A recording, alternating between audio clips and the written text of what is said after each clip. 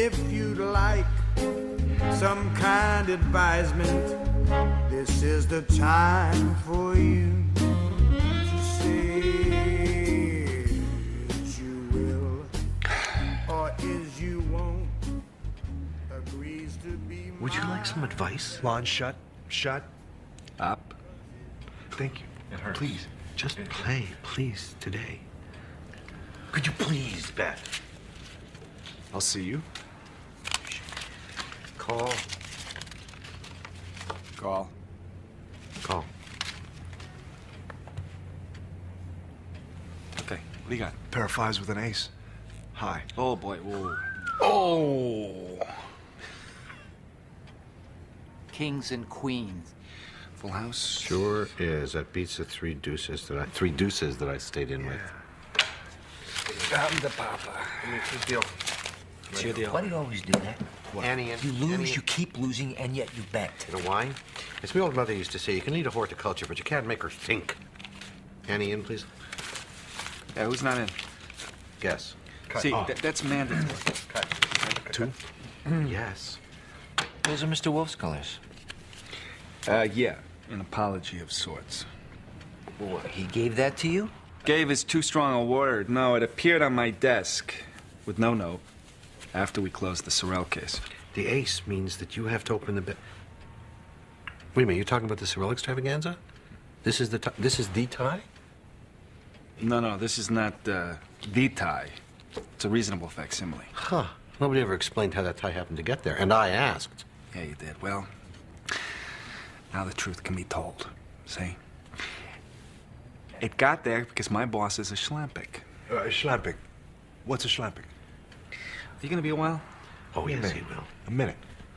You see, the whole thing never would have happened if he hadn't left it on the desk.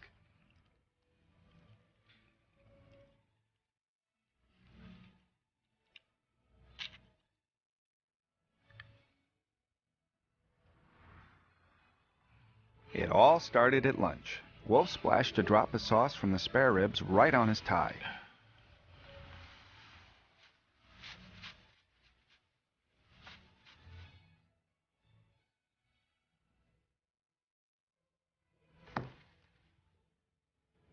Wolfe can't stand a spot on his clothes, even in private, so he removed it and left it on his desk. I continued to dedicate my time to glaring at the necktie until the doorbell rang at 5:20. On the doorstep, I found Bertha Aaron, private secretary of Lamont Otis, who was a senior partner in the law firm of Otis, Eady, Heidecker, and Jett. She was very nervous. It's so very confidential. I can't go to Mr. Otis about this because he's 75 and he has a bad heart, and it might kill him. Last Monday evening, I saw a member of the firm with our opponent in a very important case. With the opposing counsel? No, the opposing client. You see what a hole I'm in? That might be unethical, but it might be accidental. No. They were together in a booth in a cheap restaurant. The kind of place she would never go to, never. The client? Yes. Now, of course, it was conceivable, just barely, that he wasn't a traitor. So this afternoon, I went to tell him and find out. Well, the way he took it, the way it hit him, there isn't any question. The problem, Miss Aaron, is that there's some cases that he just won't touch. Not even indirectly. I don't understand. All right, well, you told me the name of your firm. You said it's a big case. You said the opposing client is a woman. I read the papers. Your client is Morton Sorrell. The opposing client is Rita Sorrell, right? The actress? Yes. Yeah. Well, there you have it. It's a divorce case. But this isn't about the divorce. Well, you may know that. I may know that. But, Mr. Wolfe, I can ask. But, why don't you give me the details? As I said, I'm... And she did tell me everything. Very precisely. Everything except the name of the partner she'd seen at the lunchroom. That she refused to say until Wolfe agreed to take the case. Excuse me for interrupting. What time is it? 19 minutes to 6. Well, it can wait 19 minutes. Well, okay, but When you come down and find her in the office without warning, don't start bellowing. You violate our understanding by interrupting me. Okay, now that you're interrupted, I might as well go on, though. So I did. Okay, look, there's this woman who came to see you. And I let her in and she started Then talking came to the me about ticklish all this part. different stuff. Her firm's client is Morton Sorrell. The opposing firm's client is Mrs. Morton Sorrell. Is that why you came prancing in here? I didn't prance in here, I walked in here. You know very well that I do not involve No, myself. I know. You don't get evidence on a divorce, but this is different, I'm telling you. The marital squabble is likely to be the primary issue in this case. Oh, no, I don't think so. Send her away. I had flubbed it. I don't like flubbing things, so I kept at it for another 10 minutes, flubbing it even more. I don't know why. I think it was Bertha Aaron's eyes. They were good eyes and looked straight at you. I arranged my face so Bertha Aaron would know Wolfe's answer was no as soon as she looked at me. But my face rearranged itself as soon as I looked at her.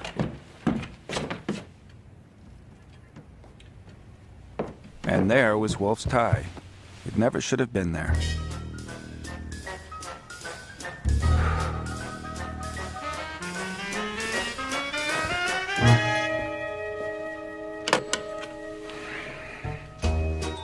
You can come down now. She's gone.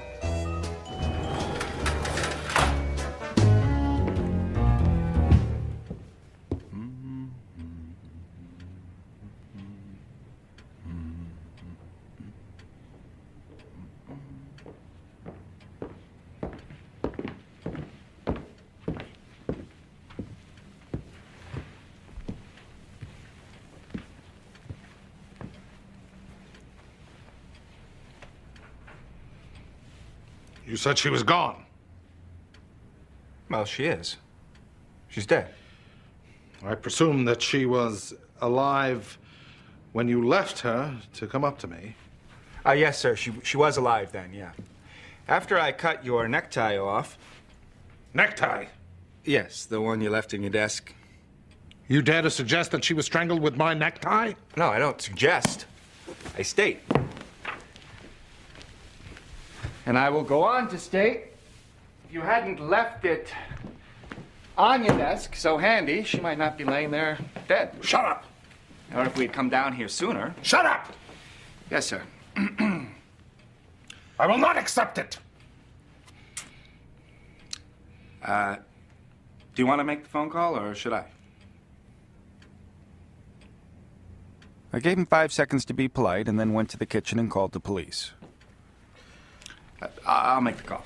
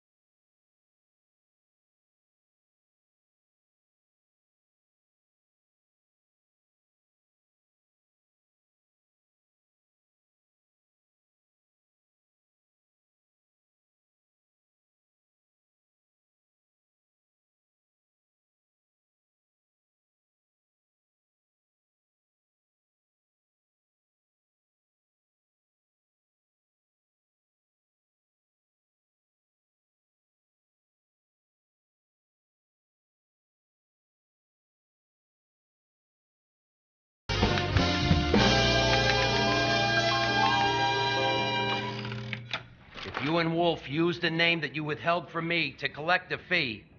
Goodwin, I'm gonna get you for it.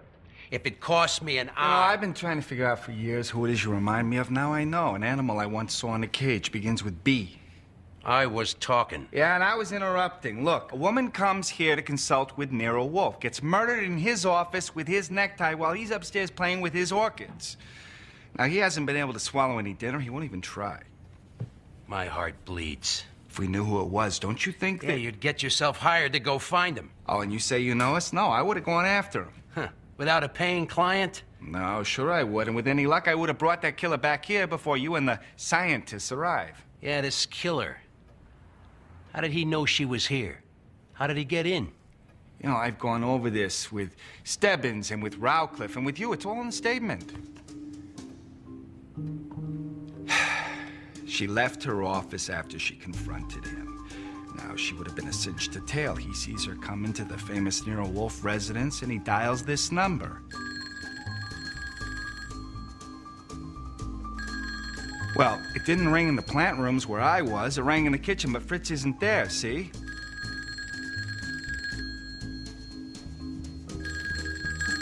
Rings and rings and rings in the office, right under her nose. She's a trained secretary. She picks it up. He says, I'd like to offer you an explanation. Hello? Point is, she lets him in here. There you have it. The rest is in the report. What the hell?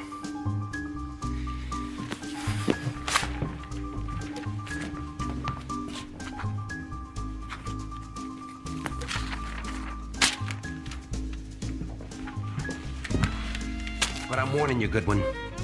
If it cost me both eyes. Sure, yeah. Yes. Yeah, they've gone. Fritz is standing watching the kitchen, expecting a call for food, so you better buzz him. I don't want any food. I'm going to bed. Will you sleep? If the occasion calls for it, yeah. Because I can't. I can't even read. Have you ever known me to show rancor? I have to look in the dictionary. What is it? Vehement ill will, intense malignity. Ah, no. I have it now, and it's in the way. I can't think clearly. My brain processes are muddled.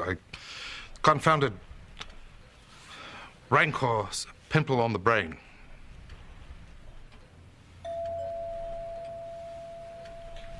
You said the Army of Occupation was gone. I meant to disconnect the bell for the night. We'll do so immediately. Yeah, I think I will. Oh, Fritz. Whoa. Steady, steady. Just here. Yep. Okay. Okay, here you are. I'll get the door. Yes, sir? I'm Lamont Otis. I'm here to see Nero Wolfe about my secretary, Miss Bertha Aaron. This is Angela Page, my associate, a member of the bar. A valued and trusted employee of yours has died by violence under my roof. I owe you an apology. A weak word. There should be a better one. If you have come to reproach me, proceed. I have come here to find out what happened. Miss Aaron was in my confidence for many, many years, and yet I do not know why she came here. Miss Aaron feared the effect of her problem on you. What? Her words, Archie. Yeah, she said he had a bad heart, and it might kill him. Oh, what nonsense. Absolutely ridiculous. But I do not intend to have another death under my roof to apologize for, this time induced by me. She exaggerated it. Bertha was so devoted to Mr. Otis. Well, are you willing to take responsibility for its effect on Well, I'll him? take the responsibility. After all, it's my heart. Very well. Archie, give Mr. Otis a copy of the statement.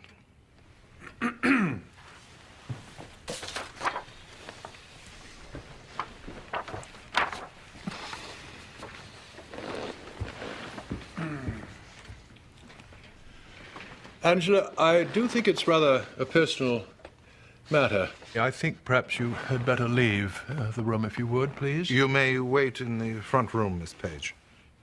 But, Mr. Otis, if it's really all that bad, perhaps... No. Please leave. Please leave this room. This room is completely soundproofed.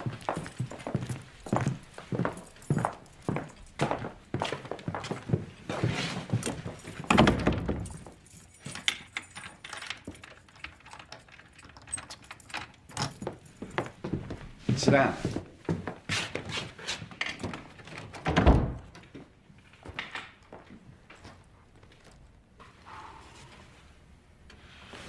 I'm not surprised Miss Aaron thought this might kill me. I'm rather surprised it didn't. Once you have recovered from the shock, you may be tempted to minimize the damage to your firm by allowing the culprit to escape his doom. It is conceivable that you might cheat the police of their prey in this manner, but not me. My self-esteem has been severely injured, and I can only find satisfaction by exposing the murderer. It is mere conjecture that a member of my firm killed... Sorry! You're an ostrich, sir! I reserve comment on your suggestion that I have been moved by personal consideration to balk justice. Now, what do you want to do? If you help me, I have two objectives. To get the murderer, and to make sure that your firm suffers as little as possible. If you don't, I'll only have one. Well, then, let us begin. This might be prolonged. Miss Page might not wish to wait. Oh, a good idea. Perhaps you would bring Miss Page back here. Would you do so? Yes, you. Please, Miss Page, back in the room. As I entered the front room, there were words on the tip of my tongue, but once again, that was as far as they got. I was prepared to see her lying under the window with my necktie around her throat, even though I was still wearing it. I was relieved to see she wasn't. She's not there. She climbed out the window. Both doors were locked, the window's open, so I think she probably walked... Have you any notion why Miss Page might have been impelled to leave by a window? What's going on here? I'm not feeling well. I just arrived in this house. I've not had a good time here. I don't know what's going on. I don't know what's going on. I need my pills. I don't know what's going on. Maybe we should do this another time. No, please. Let's go on. But please, are those pills reliable? They are very reliable. They're far more reliable than any of you people here. Now give me that water. Man is having a seizure. Get him water. Good Lord.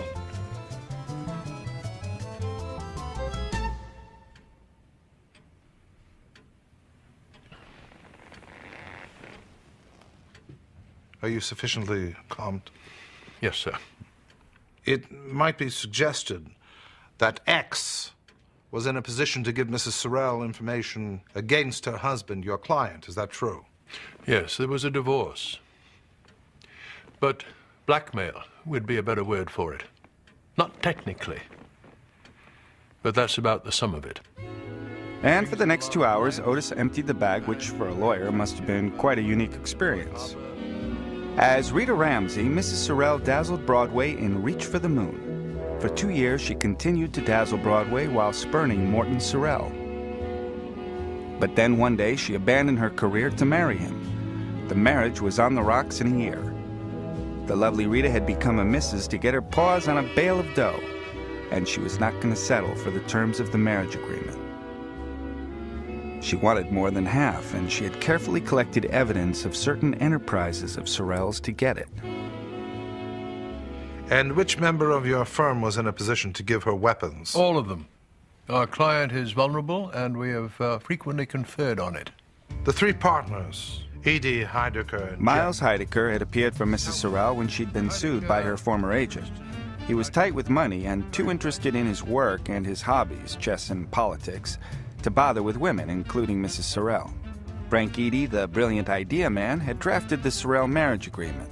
Married, 2 children, interest in other women, definitely, but no obvious interest in Mrs. Sorrell. Young Gregory Jett made partner when he won a big case for Morton Sorrell's corporation. He was a frequent guest at the Sorrell penthouse, but he hadn't been noticeably attentive to his hostess. Jett was single and careless about his income and outgo. He owed money to the firm. As I say, I can't imagine any of these three being involved in what we're talking about. Fritz? When I let him out at 2 hours past midnight, Otis was still alive. He had wanted to know what Wolfe would do, and Wolfe couldn't tell him, because he didn't know himself. Look, will you please, look, you're destroying my hat.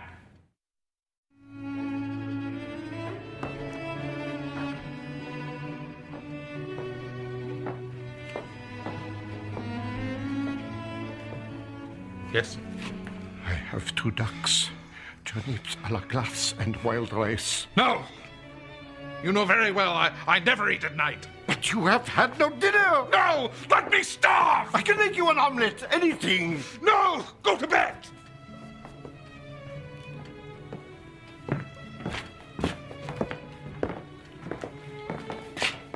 Want me to call Saul Fred Norrie? No. If I don't know how I'm going to proceed, how the deuce can I have errands for them? Is that rhetorical? No, it is not. There are the obvious, witless tasks of interrogating the law firm personnel and finding the restaurant. By mid-morning, Mr. Kramer will have 100 men pursuing those. Nah, 200. This is special. Will they tackle Rita Sorrell? Not right away. Kramer warned me about mentioning Bertha Aaron's observation. Evidently, they want to save that one. You have a flair for dealing with personable young women. Yeah, sure, they smell like chocolate bars in the sun. But if you think I can ask that specimen who she had lunch with in that cheap restaurant and she's gonna murmur his name in my ear... Could you bring her here? What, to see your orchids? Possibly. I don't know. I'm not myself.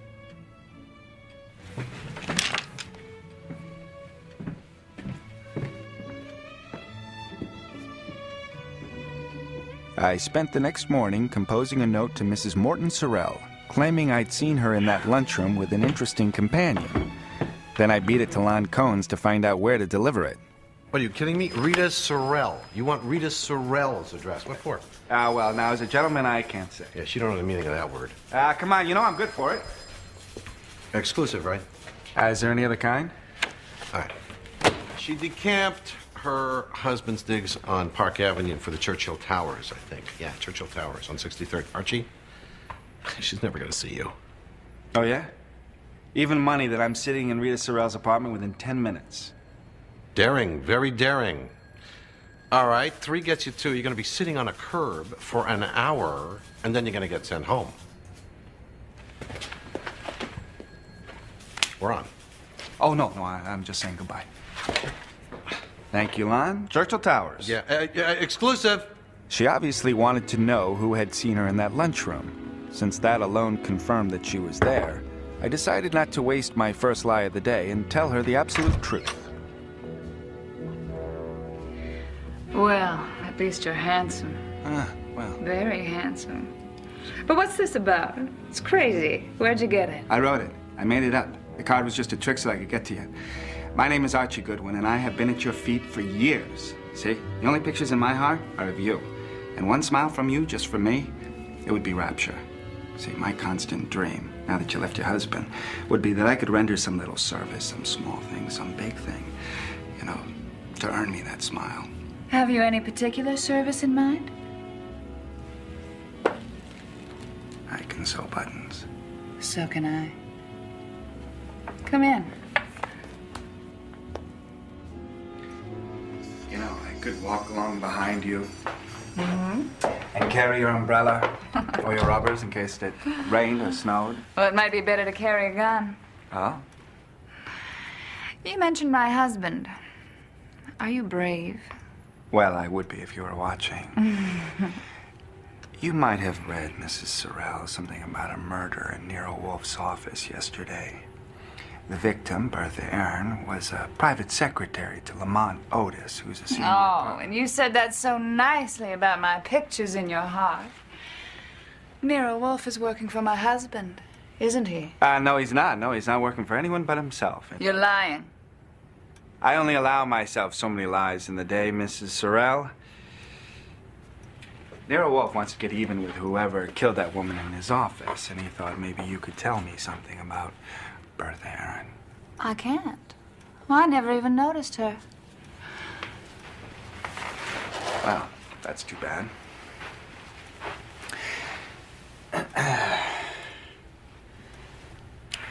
I'm still at your feet. And I like you there. You're very handsome. Would Mr. Wolfe work for me? If he did, he'd soak you. And if he's got any pictures in his heart, which I doubt, they're not of beautiful women. But you could call him, ask him. Well, I'll have to think about it. I may ring you later. I'm sorry I can't help. You never would have dreamed she was a champion bloodsucker. When I got back to the brownstone, I expected to find Wolfe settled in his chair behind his desk with his current book. But he wasn't. Good morning. Good morning.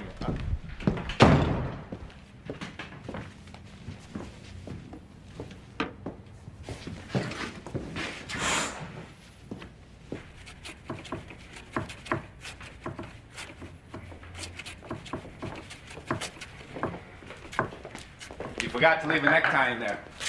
Yes, no, the necktie. We'll discuss that someday, the necktie.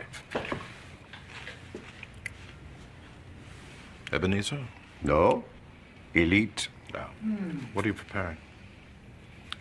Lunch, if you're interested. Of course. That's Gregory Jett. He just spent the morning in the district attorney's office. I excused myself because I wanted to hear from you before speaking with him.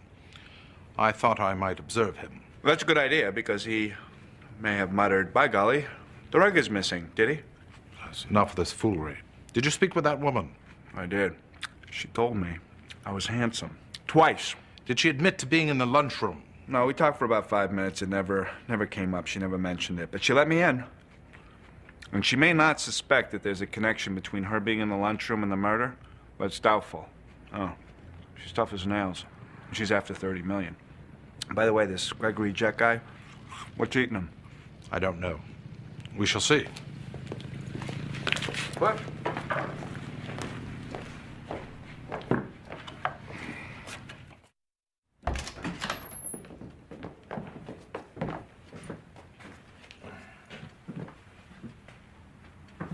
I told you my business was urgent. You're rather cheeky, aren't you? Moderately so. If there is any pressure, sir, the pressure is on you, not on me. I demand to know what was in the statement that your man here gave to the police. And to show it to Mr. Otis. An old man suffering from shock over the death of his secretary was irresponsible and reprehensible. Well, cheek meets cheek. I must buckle my breastplate. Suppose I choose to deny the existence of such a statement. Damn you. She said she saw Goodwin give it to him. When did Miss Page tell you this? Why, last night, on the phone. We are engaged. It has not been announced. Ah, then your explanation must now account not only for your own concern, but also for Miss Page's flight through a window.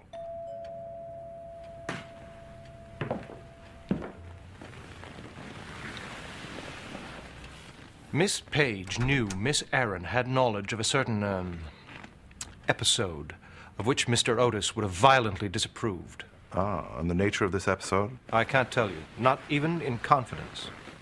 Did it concern Mrs. Morton Sorrell? So that's it! I want to know. I demand to see that statement. I have a right. Don't start barking again. There was nothing in it, either explicit or elusive, concerning the episode that you have just volunteered to tell me about. Thank you anyway.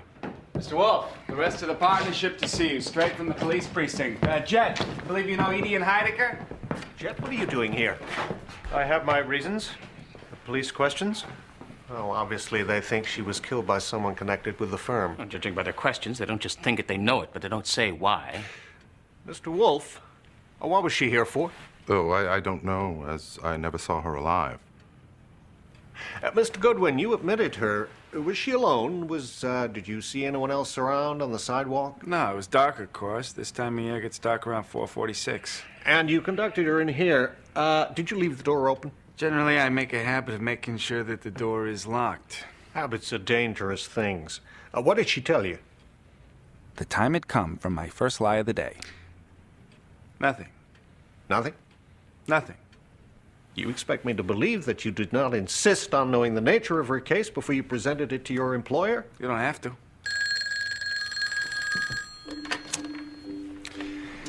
Nero Wolfe's office, Archie Goodwin speaking. This is Rita Sorrell, Mr. Goodwin. I have decided... Hold on. You remember I told you about that woman who told me that I was handsome? Yeah, she's on the phone. Oh, yes. Oh. Yeah, go ahead. You decided what? I have decided that you were too clever for me. Not mentioning at all what you had written on the card when that was what you came for. You want to know who the man was, don't you?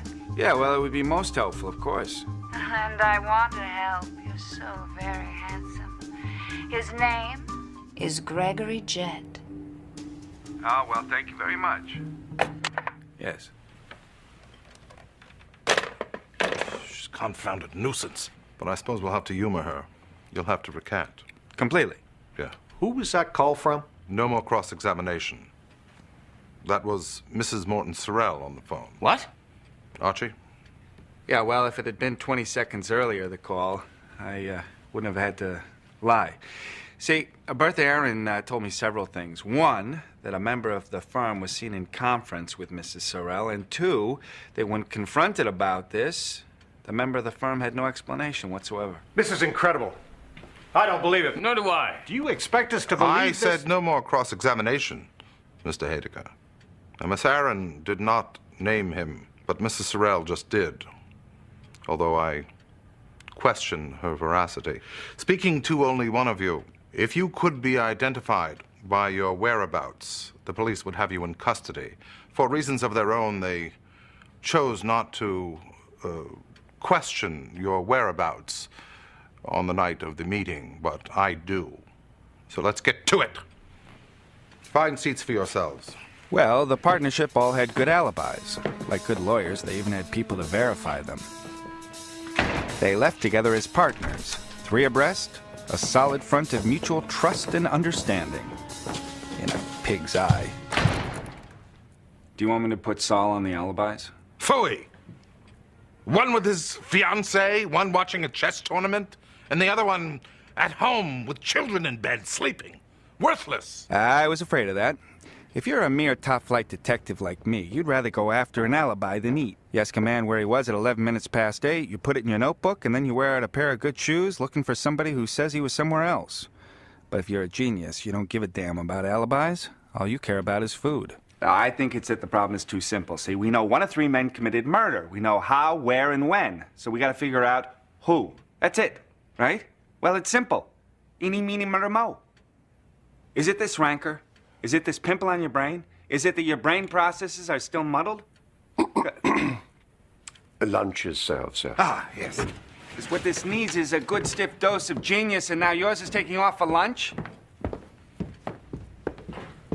One of Wolfe's principles is that he won't work his brain on business while he eats. But it was a week for violating principles. Get out of my lunch. Get out of my way. Do you have an appointment? Yeah, we got a warrant for your arrest. Back at 6 o'clock, Mr. Kramer. For interfering with justice. Tommy Rot, wait out in the front room. I'll be available at 6. You revealed the contents of Goodwin's statement to men suspected of murder. Which one of those 3 jackasses told you that? Was it Edie? You knew damn well we were holding that meeting. Furley. Hands off! I am not bound to respect your tactics, either by statute or by custom. I've been waiting for years to serve these, Wolfe. Yes, but you don't really serve them, do you? So they're only cudgels for you to brandish. To what end do you make this display? What is it that you want? You want my help?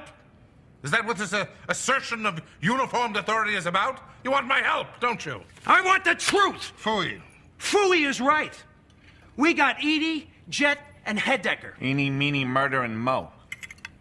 According to Goodwin's statement, one of them killed Bertha Aaron. Yes. But if a jury takes Goodwin's statement as it stands, they're off the hook. Pearlie, give me that paper. I got a chart.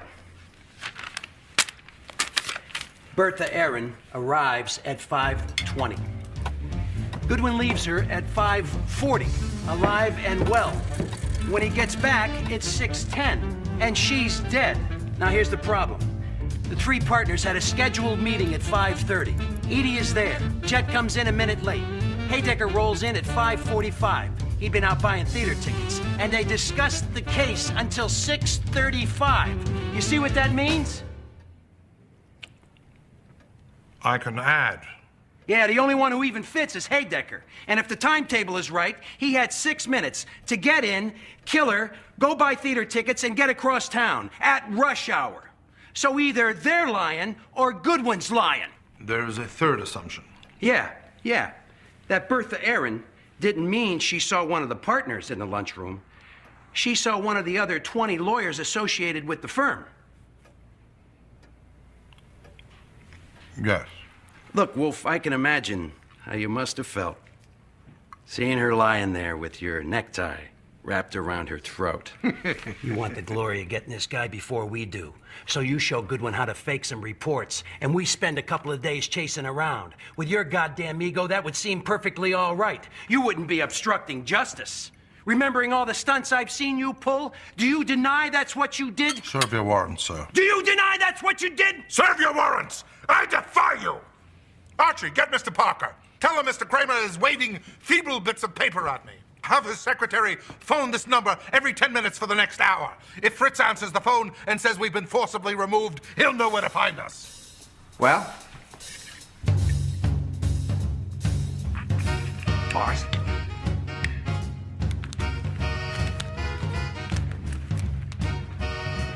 Oh, for the love of nuts!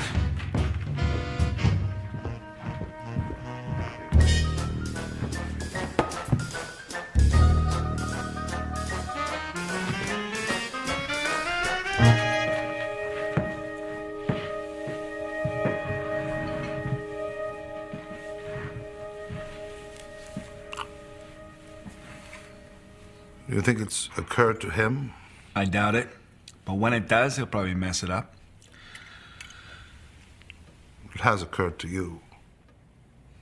Sure. I don't have a pimple on my brain. Well, we must forestall him. What time is it? If you just turned your head a little to the right, you'd see that there's a clock right there on the...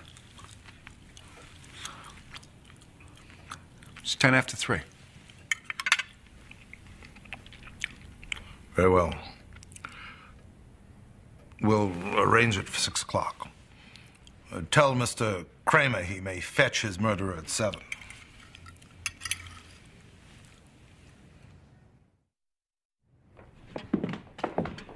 Mr. Wolfe, Miss Rita Ramsey, Sorrel. It's a pleasure to have you here, Miss Ramsey. Oh, thank you. I'm not in the habit of going to see men when they send for me. Maybe that's why I came. Yes, well, unfortunately, our discussion is of a more serious nature.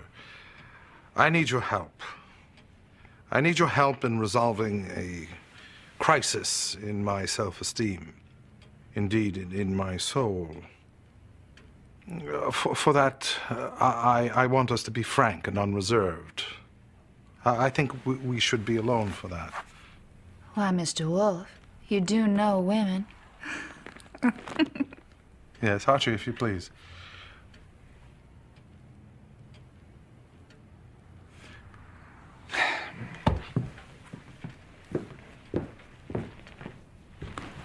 Bye, Archie.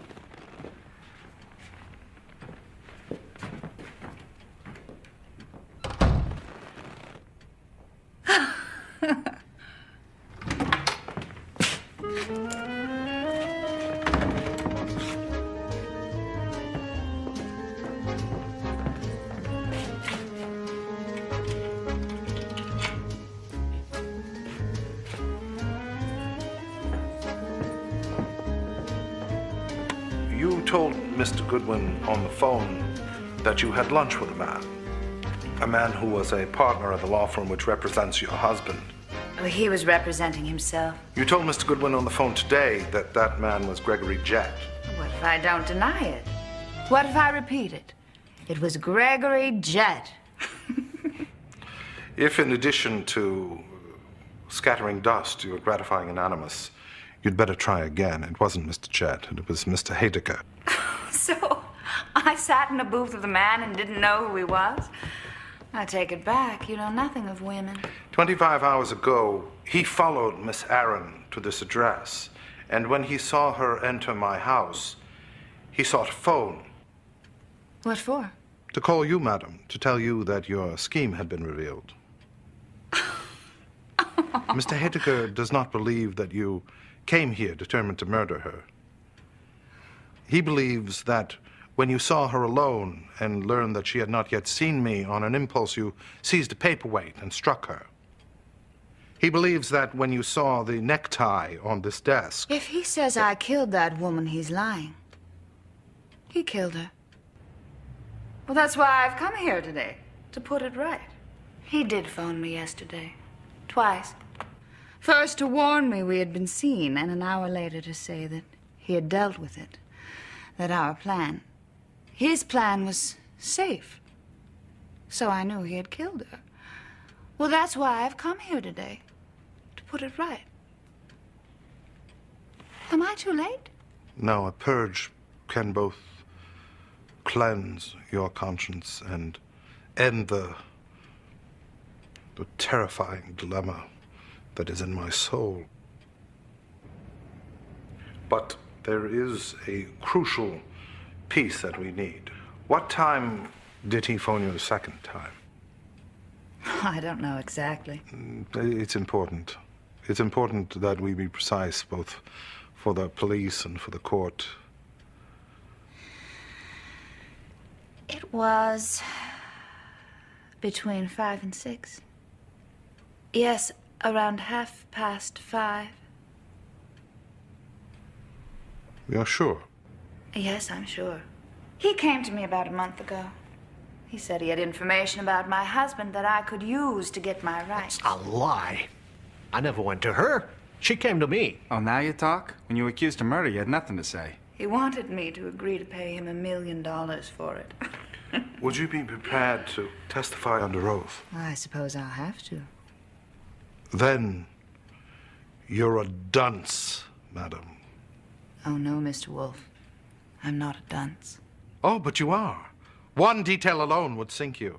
One single simple fact. What are you talking about? When you came here yesterday, you were not in a hurry. You were not contemplating murder. So you had no reason to use caution. I didn't come here at all. I need only telephone Inspector Kramer and tell him to locate the cab driver who picked you up at or near the Churchill yesterday afternoon and drove you here. He will have noted the time. Oh, yes? Then why don't you? There's the phone. Use it. Because 25 hours ago, here in this room, you subjected me, madam, to the most severe humiliation that I have suffered in many years. And I am getting even.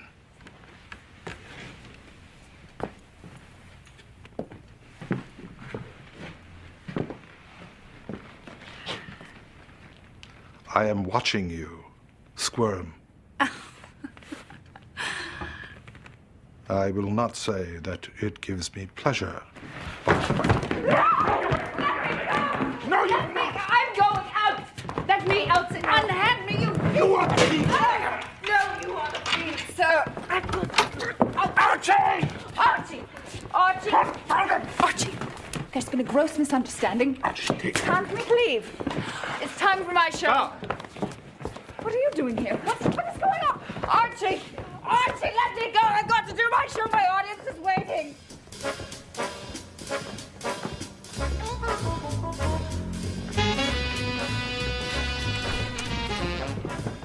Just a minute, Mr. Kramer. Yeah. As you know, I dislike appearing in court and being subjected to the public gaze. You're a goddamn screwball. That's all I know. If you tell the district attorney that Mr. Goodwin is capable of testifying on my behalf, I will not find it necessary to relate to the newspapers how the police overlooked such an obvious assumption as the one I acted upon.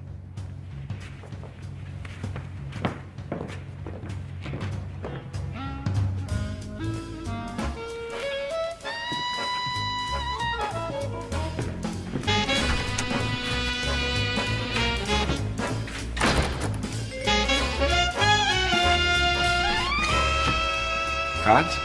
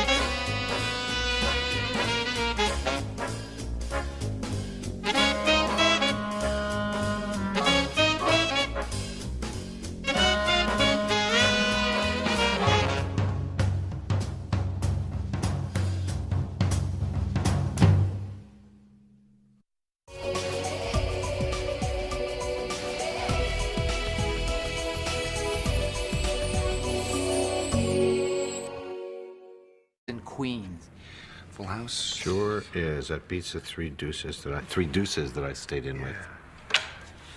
I'm the papa. Good deal. It's your deal. Why do you always do that? What? You lose, you keep losing, and yet you bet. You know why? As my old mother used to say, you can lead a horticulture, but you can't make her think. Annie, in, please. Yeah, who's not in? Guess. See, that's mandatory. Two? Yes. Those are Mr. Wolfe's colors. Yeah. An apology of sorts. Well, he gave that to you? Gave is too strong a word. No, it appeared on my desk with no note after we closed the Sorrel case.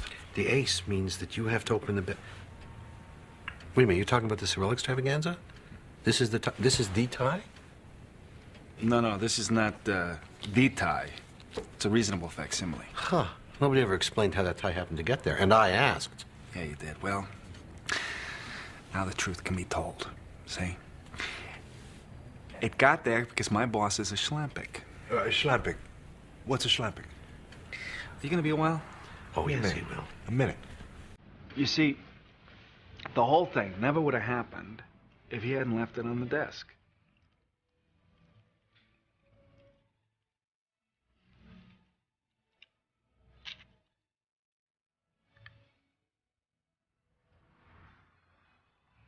It all started at lunch. Wolfe splashed a drop of sauce from the spare ribs right on his tie.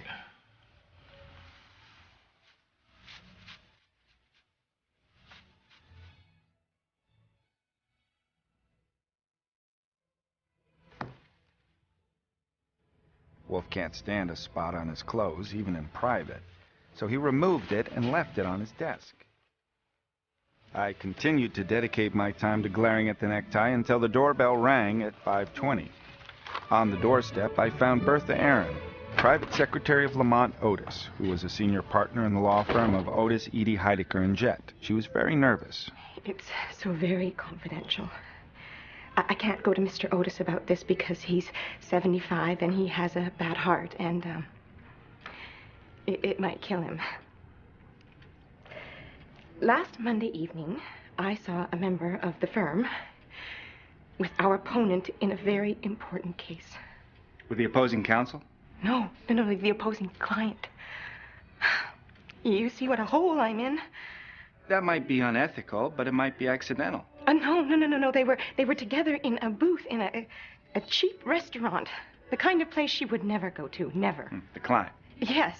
Now, of course, it was conceivable, just barely, that he wasn't a traitor. So this afternoon, I went to tell him and find out. Well, the way he took it, the way it hit him, there isn't any question. The problem, Miss Aaron, is that there are some cases that he just won't touch. Not even indirectly. I don't understand. All right, well, you told me the name of your firm. You said it's a big case. You said the opposing client is a woman. I read the papers. Your client is Morton Sorrel. The opposing client is Rita Sorrel, right? The actress? Yes. Yeah. Well, there you have it. It's a divorce case. But this isn't about the divorce. Well, you may know that. I may know that. But, Mr. Wolfe... I can ask. But, why don't you give me the details? As I said, I'm... And she did tell me everything. Very precisely. Everything except the name of the partner she'd seen at the lunchroom. That she refused to say until Wolfe agreed to take the case. Excuse me for interrupting. What time is it? 19 minutes to 6. Well, it can wait 19 minutes. Well, okay, but when you come down and find her in the office without warning, don't start bellowing. You violate our understanding by interrupting me. Okay, now that you're interrupted, I might as well go on, though. So I did. Okay, look, there's this woman who came to see you. And I let her in, and she started talking Then came to the me about ticklish all this part. different stuff. Her firm's client is Morton Sorrel. The opposing firm's client is Mrs. Morton Sorrel. Is that why you came prancing in here? I didn't prance in here. I walked in here. You know very well that I do not involve No, myself. I know. You don't get evidence on a divorce, but this is different, I'm telling you. The marital squabble is likely to be the primary issue in this case. Oh, no, I don't think so. Send her away. I had flubbed it. I don't like flubbing things, so I kept at it for another 10 minutes, flubbing it even more. I don't know why. I think it was Bertha Aaron's eyes. They were good eyes and looked straight at you. I arranged my face so Bertha Aaron would know Wolfe's answer was no as soon as she looked at me. But my face rearranged itself as soon as I looked at her.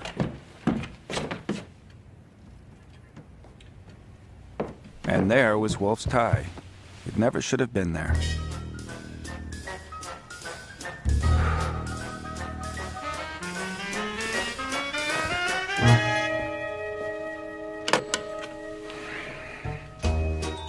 You can come down now. She's gone.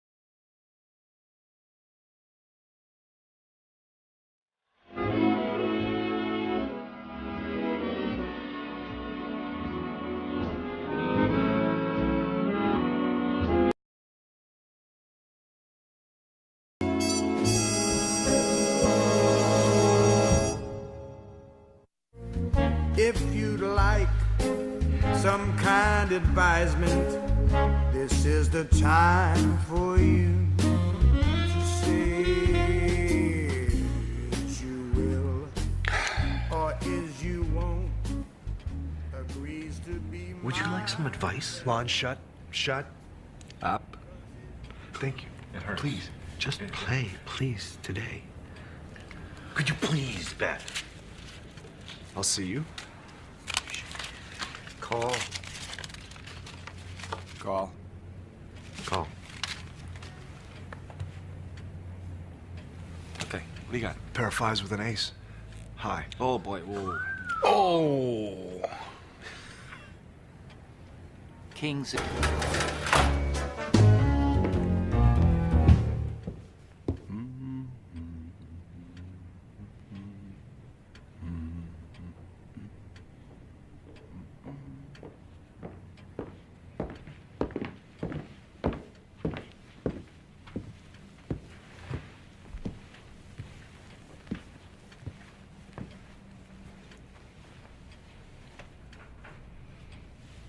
You said she was gone. Well, she is. She's dead. I presume that she was alive when you left her to come up to me. Yes, sir. She was alive then, yeah. After I cut your necktie off... Necktie? Yes, the one you left in your desk. You dare to suggest that she was strangled with my necktie? No, I don't suggest. I state. And I will go on to state, if you hadn't left it on your desk so handy, she might not be laying there dead. Shut up! Or if we'd come down here sooner. Shut up! Yes, sir. I will not accept it! Do you want to make the phone call, or should I? I gave him 5 seconds to be polite and then went to the kitchen and called the police. I'll make the call.